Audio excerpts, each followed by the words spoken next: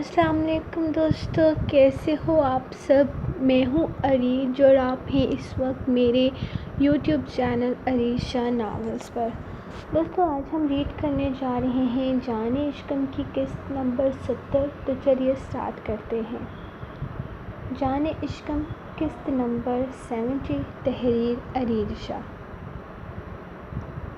دن جیسے پر لگا کر گزر رہے تھے۔ گھر میں شادی کی تیاریاں عروج پر تھیں۔ ہر طرف شور ہنگامہ تھا۔ ہر کسی کو اپنی اپنی تیاری کی فکر لگی ہوئی تھی۔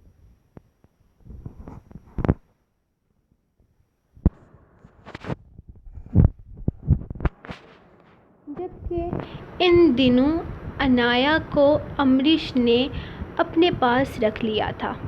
اس نے اسے گھر واپس نہ جانے دیا۔ اسے تو ویسے بھی اس کے پاس رہنے کا بہانہ چاہیے تھا۔ وہ جیسا کہتی تھی انایا کرتی تھی۔ حویلی میں ہر طرف خوشیاں ہی خوشیاں تھیں، اور وہ جس کا دل ویران ہو گیا تھا وہ یہ سب کچھ برداشت نہیں کر پا رہا تھا۔ اس کا دل چاہ رہا تھا کہ وہ سب کچھ چھوڑ چھاڑ کر کہیں چلا جائے، لیکن وہ اپنی محبت کو چھوڑ کر کیسے جاتا؟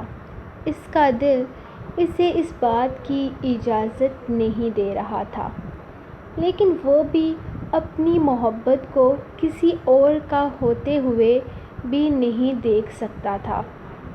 اسے کسی بھی حالت میں امریش چاہیے تھی۔ شناور کو لگا تھا کہ وہ اس سے محبت نہیں کرتا، بس ایک اٹریکشن ہے جو اسے اس کی طرف کھینچتی ہے، اور وقت کے ساتھ ساتھ یہ سب کچھ ختم ہو جائے گا۔ لیکن وہ اسے بتا نہیں پا رہا تھا کہ وہ صرف وقتی جذبات نہیں ہیں، وہ محبت کرتا ہے اس سے، آج سے نہیں برسوں سے۔ وہ لڑکی اس کے دل میں بستی ہے۔ شناور نے اپنی انا مار کر اسے معاف کر دیا تھا، لیکن وہ ایسا نہیں کر پایا تھا۔ اسے شناور کی معافی نہیں چاہیے تھی، بلکہ اسے امریش چاہیے تھی، کسی بھی قیمت پر۔ وہ اسے حاصل کرنے کے لیے کچھ بھی کرنے کو تیار تھا، لیکن وہ کیا کر سکتا تھا؟ یہاں شادی کی تیاریاں شروع ہو چکی تھیں۔ وہ بہت جلد اس کے ہاتھوں پر شناور کے نام کی مہندی لگنے والی تھی۔ کل اسے مائیوں کے لیے بٹھایا جانے والا تھا۔ ایسے میں وہ اپنی محبت کے لیے کچھ بھی نہیں کر پا رہا تھا۔ وہ اسے نہ تو کسی اور کے نام ہوتے دیکھ پا رہا تھا اور نہ ہی اسے اپنے نام کر پا رہا تھا۔ اس کے دماغ میں الٹے سیدھے خیالات آ رہے تھے، جیسے ابھی تک وہ ٹال رہا تھا، لیکن ہر گزرتے دن کے ساتھ اس کی بے چینی میں اضافہ ہو رہا تھا۔ امریش کی چاہت بڑھتی جا رہی تھی، اس کی محبت میں شدت آتی جا رہی تھی۔ اس کا دل جیسے اسی کے نام پر دھڑکنے لگا تھا، اور وہ شناور کو اپنا دشمن سمجھنے لگا تھا۔ وہ اپنے دماغ میں آئے ہر پلان کو صحیح سمجھ رہا تھا، لیکن کبھی دل دماغ کی ہر بات کی نفی کر دیتا۔ کب تک لڑتا وہ اپنے دل اور دماغ کی جنگ؟ آخر اس نے اپنے دماغ کی سننے کا فیصلہ کیا تھا۔ وہ جانتا تھا اگر وہ آج امریش کو حاصل نہیں کر پایا تو پھر آگے بھی ایسا ممکن نہیں تھا۔ وہ جانتا تھا اگر آج اس نے امریش کو کھو دیا تو پھر وہ اسے ہمیشہ کے لیے کھو دے گا، لیکن وہ ایسا نہیں کر سکتا تھا۔ وہ اس کے جینے کی وجہ تھی۔ وہ اسے خود سے الگ نہیں ہونے دے سکتا تھا۔ اسے کسی بھی قیمت پر اس کا ساتھ چاہیے تھا۔ اب اس کے لیے اسے شناور کے ساتھ کچھ برا ہی کیوں نہ کرنا پڑ جائے۔ وہ مطلبی ہو رہا تھا۔ وہ اپنے اندر اٹھنے والے طوفان کو کوئی نام نہیں دے پا رہا تھا۔ اس وقت شناور اس کا سب سے بڑا دشمن تھا، جو اس کی محبت کو اس سے چھیننے کی وجہ بن رہا تھا۔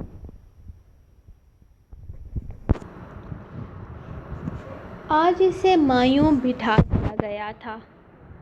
سب باری باری آ کر اسے ہلدی لگا رہے تھے۔ ایسے میں شناور کے ساتھ اس کا پردہ شروع کروا دیا گیا تھا۔ وہ تو ہر رسم نبھا رہی تھی، لیکن اس رسم کے ساتھ سب سے زیادہ فائدہ جسے ہو رہا تھا وہ تھی عنایا، جو اپنے کبوتر کے کام کو بڑھانے کے لیے رسموں کے دوران اپنی پیمنٹ میں اضافہ کر چکی تھی۔ اب شناور سے ایک ہاتھ کا 100 نہیں بلکہ 200 روپے لے رہی تھی۔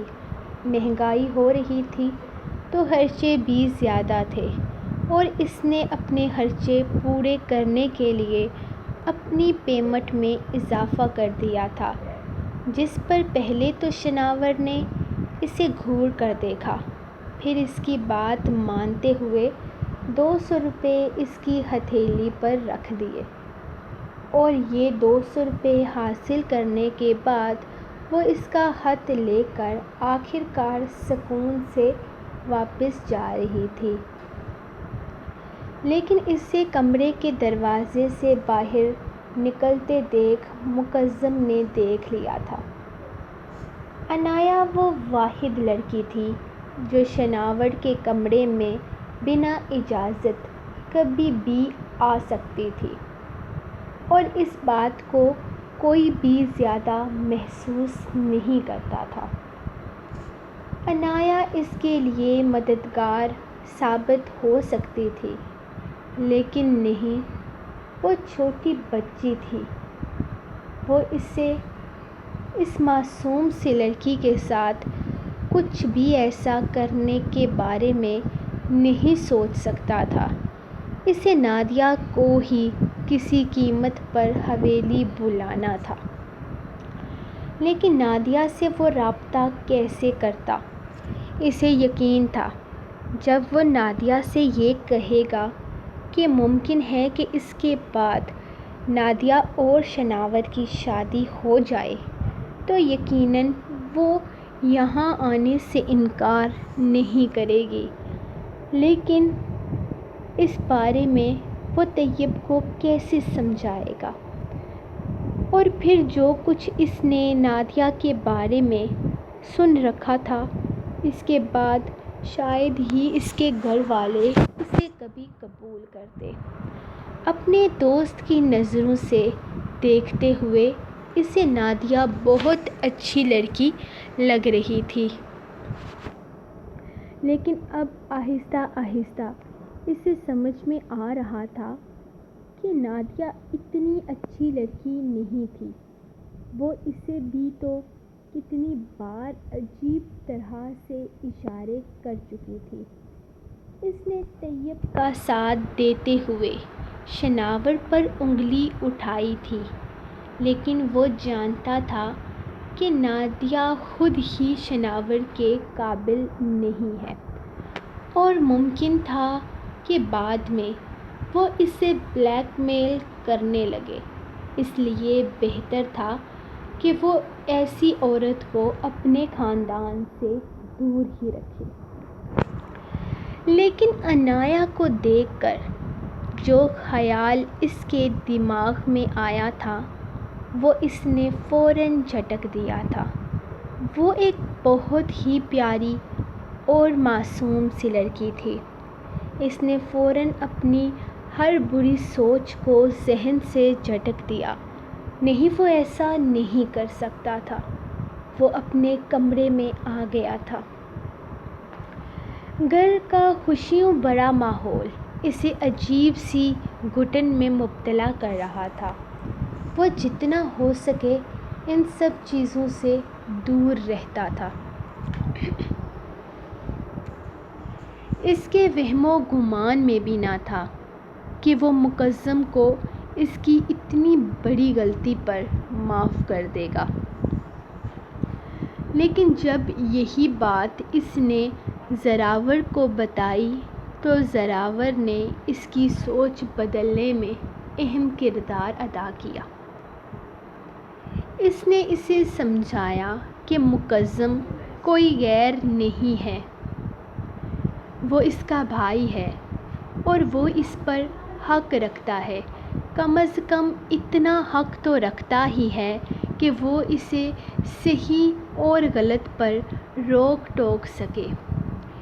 اسے کوئی حق نہیں بنتا مقدم کے بارے میں غلط سوچنے کا۔ مقدم نے جلد بازی سے کام لیتے ہوئے اسے تھپڑ مارا تھا اور یقیناً یہ ایک بہت غلط بات تھی، لیکن وہ اس بات کو بھی نظر انداز نہیں کر سکتا تھا کہ کہیں نہ کہیں غلطی اس کی بھی تھی۔ اگر مقدم کی جگہ اور کوئی یہ سب کچھ دیکھتا تو وہ بھی اسی طرح سے ری ایکٹ کرتا۔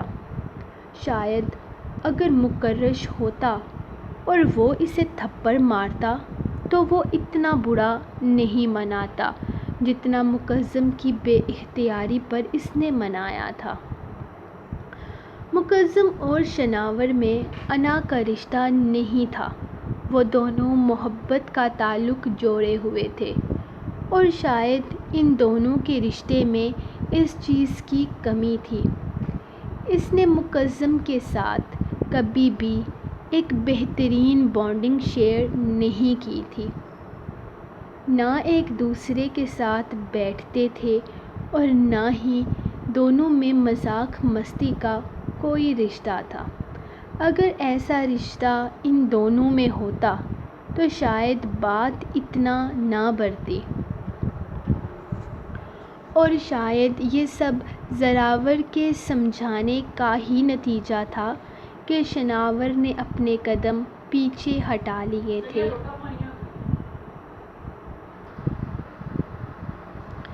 اس نے مقدم کے تھپڑ کو اس کا حق قرار دے کر یہ بات ہی اپنے دل میں دبا لی تھی، اور جو کچھ وہ سوچے ہوئے تھا وہ بھی ایک غلط سوچ کے تحت اس نے جھٹلا دیا تھا۔ امریش بہت اچھی لڑکی تھی، شاید وہ اس سے شادی نہ کرتا، لیکن ان دونوں کا ریلیشن شپ کہیں نہ کہیں اس کے گھر والوں کے سامنے آ گیا تھا۔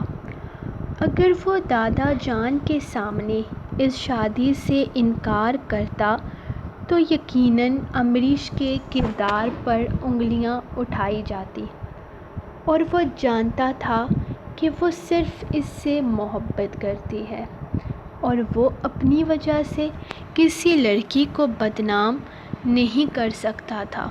اس نے دادا جان کی بات ماننے کے بعد اپنے اور امریش کے رشتے کے بارے میں بہت سوچا تھا، اور اسے یہ رشتہ ہر لحاظ سے اپنے لیے ایک پرفیکٹ رشتہ لگا تھا۔ یہی وجہ تھی کہ وہ اس وقت اس شادی کو لے کر بے حد خوش تھا۔ وہ ہر رسم پر آگے تھا، یہاں تک کہ جو رسم تھی ہی نہیں ان کو بھی بناتے ہوئے خوب رونق میلے لگائے ہوئے تھا۔ اس کی اکلوتی سالی انایا جو اس سے خوب پیسے بٹور رہی تھی، آگے بھی اسے دھمکی دے چکی تھی کہ آگے بھی وہ اسے بہت لوٹنے والی ہے، اسی لیے وہ اپنی جیبیں بھر کر آئے۔ فی الحال تو وہ اسے مستی مذاق میں ٹالے جا رہا تھا، لیکن آج دوپہر کو جب ڈاور کے ساتھ شاپنگ پر گیا تب اس نے اپنی سالی کے لیے اسپیشل گفٹ خریدا تھا۔ وہ چھوٹی سی لڑکی اسے بے حد عزیز ہوتی جا رہی تھی۔ اس کی باتیں، اس کی شرارتیں، اس کا ہر انداز اسے بہت پیارا لگتا تھا۔ یہی وجہ تھی کہ ان دونوں میں دوستی بھی کمال کی تھی اور ان دونوں میں لڑائیاں بھی کمال کی ہوتی تھیں، اور وہ اس سے لڑائی کر کے بہت انجوائے بھی کرتا تھا۔ مائیوں کی رسم کے بعد شناور نے بہت زور دیا مہندی سے پہلے نکاح کر دیا جائے، کم از کم یہ رسم تو ان دونوں کی ایک ساتھ ہو، شادی میں کوئی مزہ تو آئے۔ لیکن دادا جان نے صاف انکار کر دیا اور کہہ دیا کہ سب کے نکاح کی طرح اس کا نکاح بھی بڑی مسجد میں ہوگا، اور وہ بھی شادی والے دن، جو اسے بالکل پسند نہیں آیا تھا، لیکن اس کے لیے وہ اپنی خاندانی رسم و رواج تو نہیں بدل سکتے تھے، جبکہ مکرش کا نکاح انہوں نے بچپن میں ہی کر دیا تھا۔ اس بات کو لے کر بھی اس نے اچھا خاصا انہیں تنگ بھی کیا تھا،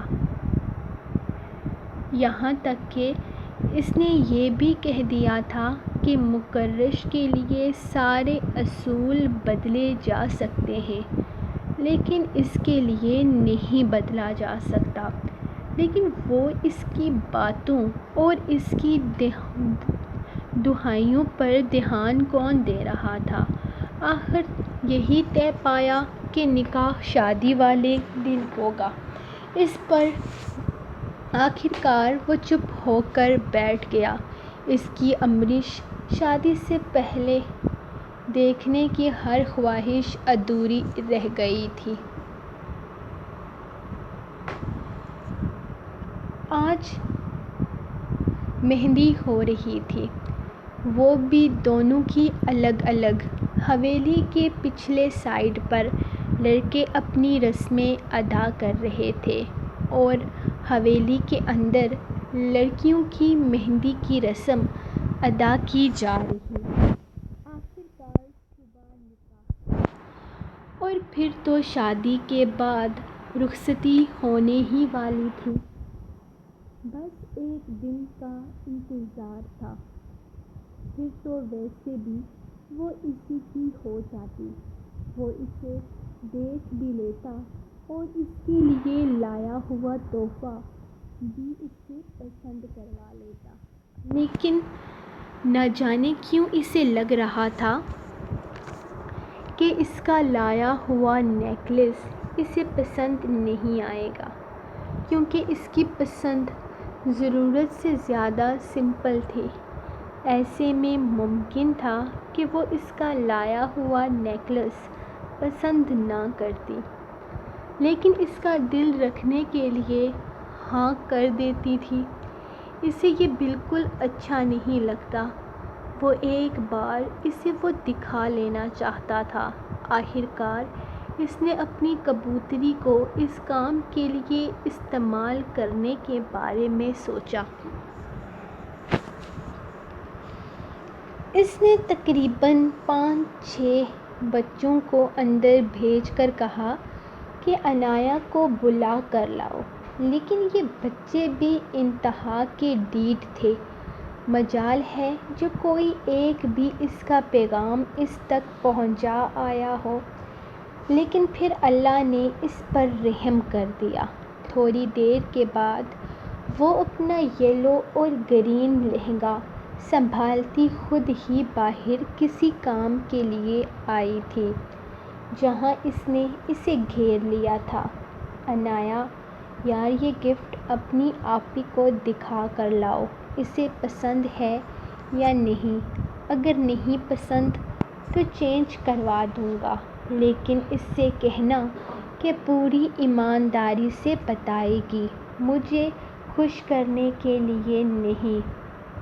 وہ ڈبہ اس کے حوالے کرتے ہوئے کہنے لگا، نہیں یہ بالکل بھی اچھا نہیں ہے، آپی کو تو کیا، یہ تو مجھے بھی پسند نہیں۔ وہ نیکلس کھولتے ہوئے منہ بنا کر کہنے لگی، ہیں سچ میں؟ پسند تو مجھے بھی اتنا نہ آیا تھا، لیکن وہاں سب سے مجھے یہ کچھ بہتر لگا، پھر تم چیک کروا لو، اگر اسے پسند آتا ہے تو ٹھیک ہے، ورنہ میں چینج کروا لوں گا، اس نے فیصلہ کرتے ہوئے کہا۔ جب انایا نے اپنی ہتھیلی اس کے سامنے کی، انایا اب کیا اس کام کے لیے بھی تم مجھ سے پیسے لوگی؟ اس نے حیرت سے منہ کھولا تھا۔ ہاتھ کے چارجز 200 روپے ہیں، لیکن ایسے تحفے ادلا بدلی کرنے کے چارجز 500 روپے ہیں، وہ اسے دیکھتے ہوئے بولی، جبکہ شناور صرف گردن نفی میں ہلا گیا۔ یہ لڑکی اسے ضرورت سے زیادہ لوٹ رہی تھی۔ اسے پیسے حاصل کرنے کے بعد انایا خوشی سے وہاں سے جا چکی تھی، جبکہ معظم نے ان دونوں کو رات کے اندھیرے میں ایک دوسرے کے اتنے قریب دیکھا تھا، اور پھر جو پلان اس کے دماغ میں تکمیل پایا تھا وہ یقیناً کل تک ان کی دنیا ہلا دینے کے لیے کافی تھا۔ سو گائز، یہ رہی آپ لوگوں کی آج کی ایپیسوڈ۔ ویڈیو کو لائک کریں، چینل کو سبسکرائب کریں۔ انشاءاللہ ملیں گے کل کی ایپیسوڈ کے ساتھ، تب تک کے لیے اپنی رائٹر کو دیں اجازت۔ اللہ حافظ۔